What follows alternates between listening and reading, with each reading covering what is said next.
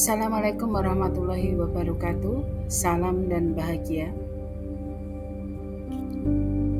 Di sini saya akan mempresentasikan mengenai koneksi antar materi, kesimpulan dan refleksi modul 1.1 Pemikiran-pemikiran Ki Hajar Dewantara. Perkenalkan, nama saya Rustiana. Saya CKB Angkatan 9 dari Kabupaten Grobogan, dari SMK Negeri 1 Wirosari, Provinsi Jawa Tengah. Inti dari pemikiran filosofi Ki Hajar Dewantara yang pertama yaitu pendidikan diartikan sebagai tuntunan. Pendidikan diartikan sebagai tuntunan, yaitu pendidikan bertujuan menuntun segala kodrat yang dimiliki anak agar ia mampu menciptakan keselamatan dan kebahagiaan yang setinggi-tingginya, baik sebagai seorang manusia maupun sebagai anggota masyarakat. Yang kedua, pendidikan adalah tempat persemaian, yaitu pendidikan sebagai tempat persemaian benih-benih kebudayaan dalam masyarakat, di mana Ki Hajar Dewantara memiliki keyakinan bahwa untuk menciptakan manusia yang beradab, maka pendidikan menjadi salah satu kunci utama untuk mencapainya. Pendidikan dapat menjadi ruang berlatih dan tumbuhnya nilai-nilai kemanusiaan yang dapat diteruskan dan diwariskan. Yang ketiga, yaitu inti pemikiran filosofi Ki Hajar Dewantara, yaitu dasar pendidikan anak berhubungan dengan kodrat alam dan kodrat zaman. Dasar pendidikan anak itu berhubungan dengan kodrat alam dan zaman. Kalau dari kodrat zaman, pendidikan saat ini menekankan pada kemampuan anak untuk memiliki keterampilan abad 21. Sedangkan kodrat alam, maka konteks lokal sosial budaya murid di Indonesia, yaitu di Indonesia bagian barat, tentu memiliki karakteristik yang berbeda dengan murid yang berasal dari Indonesia bagian tengah ataupun berasal dari Indonesia bagian timur. Inti pemikiran filosofi Ki Hajar Dewantara yang keempat adalah sistem among. Di sini ada ing ngarsa sung tulodo, ing madya mangun karsa, tuturi handayani. Ing ngarsa sung tulodo sebagai seorang pendidik atau guru, yaitu berada di depan, yang harus menjadi toladan dan harus memberikan contoh bagi peserta didiknya. Ing madya mangun karsa, yaitu di tengah, seorang guru akan memberikan motivasi, membangkitkan semangat pada peserta didiknya. Tuturi handayani, yaitu di belakang, seorang guru harus memberikan dorongan agar peserta didiknya menjadi manusia yang mandiri. Inti pemikiran filosofi Ki Hajar Dewantara yang keempat adalah pendidikan berorientasi pada anak.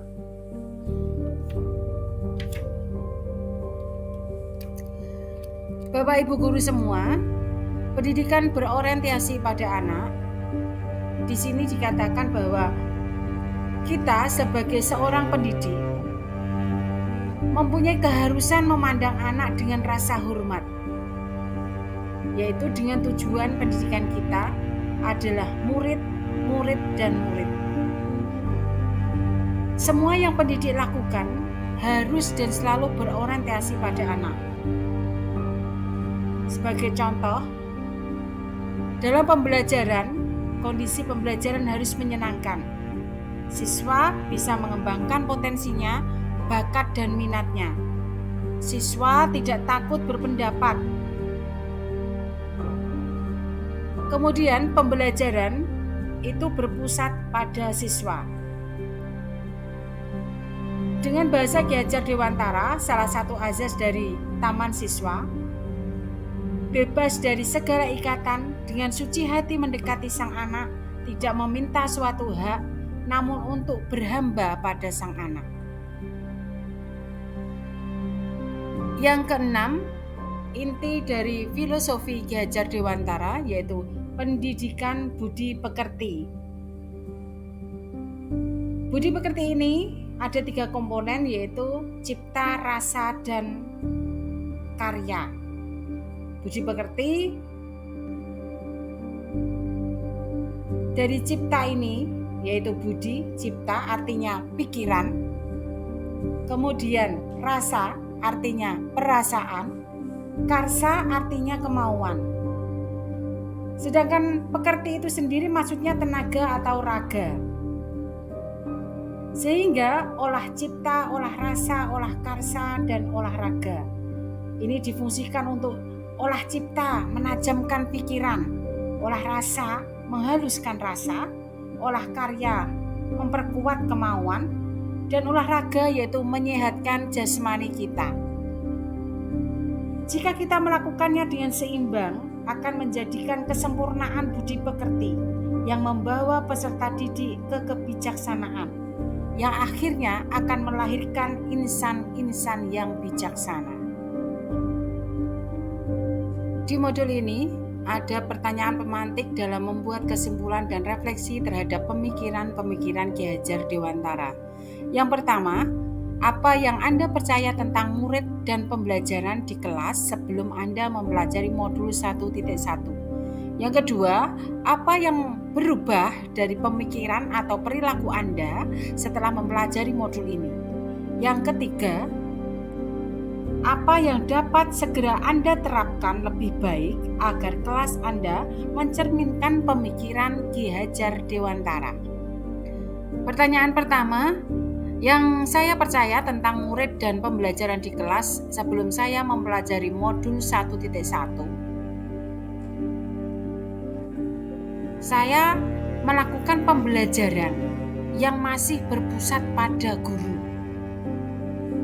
Sebelum saya mempelajari modul filosofi Ki Hajar Dewantara, pembelajaran yang saya lakukan adalah pembelajaran yang berpusat pada guru itu sendiri. Saya selalu mendominasi proses pembelajaran di kelas, dan siswa hanya saya anggap sebagai objek.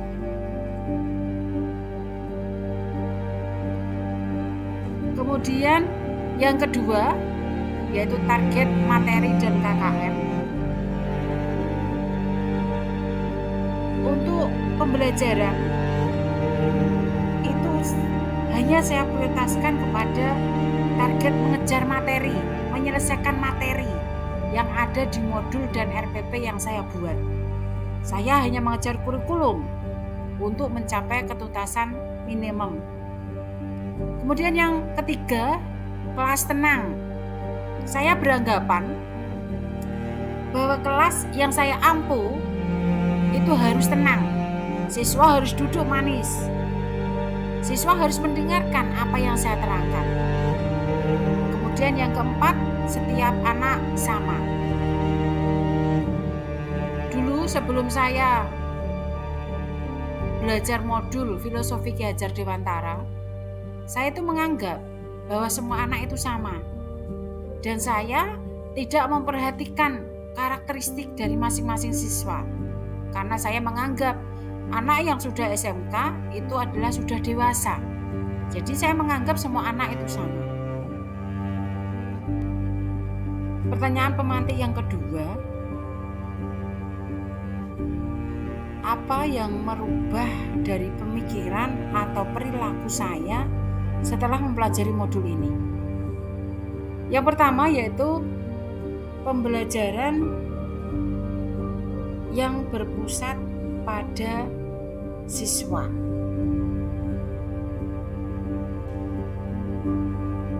Saya tidak lagi mendominasi pembelajaran di kelas.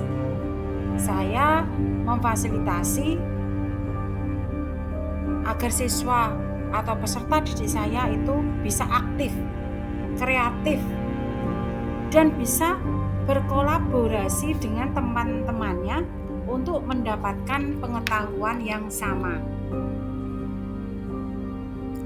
Biasanya saya masih menggunakan tutor teman sebaya. Kemudian yang kedua, target perubahan budi pekerti.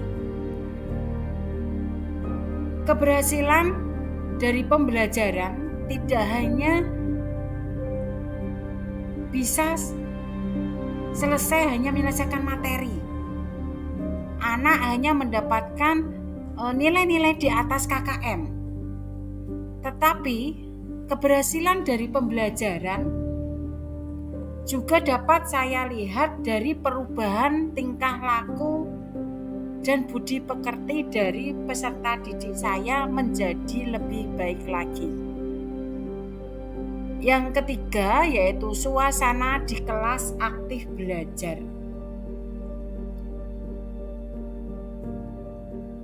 Suasana kelas yang kondusif saat belajar adalah suasana di mana peserta didik itu bisa aktif untuk belajar. Peserta didik tidak hanya duduk diam mendengarkan guru menerangkan. Kemudian yang ketiga, setiap anak itu unik. Perubahan setiap anak itu unik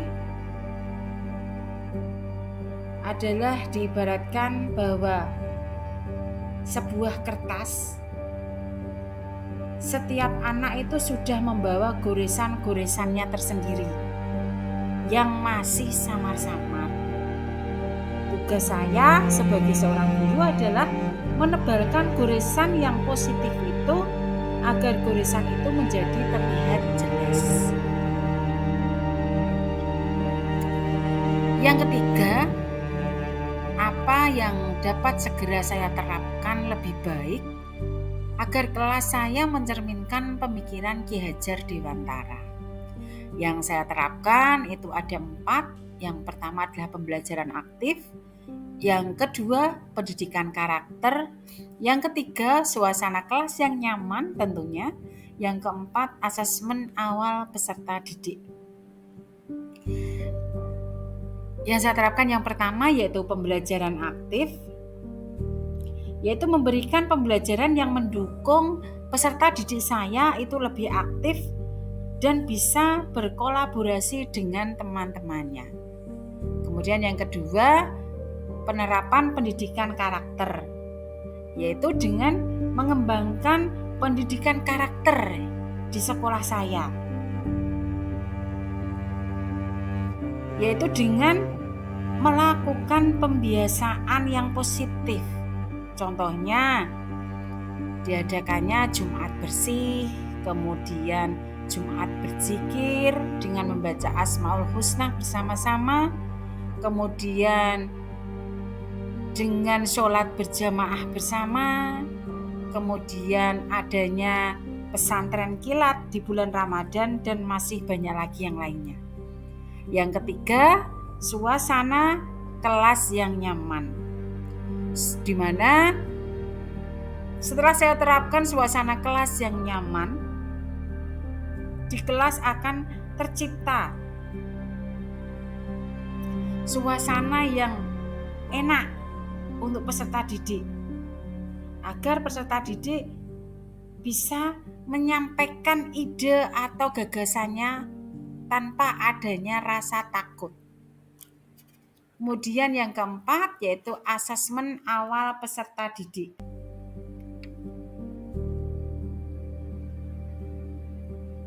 Asesmen awal peserta didik ini saya terapkan dengan tujuan untuk mengetahui karakteristik setiap siswa, sehingga saya tidak berpikir bahwa semua peserta didik itu adalah sama.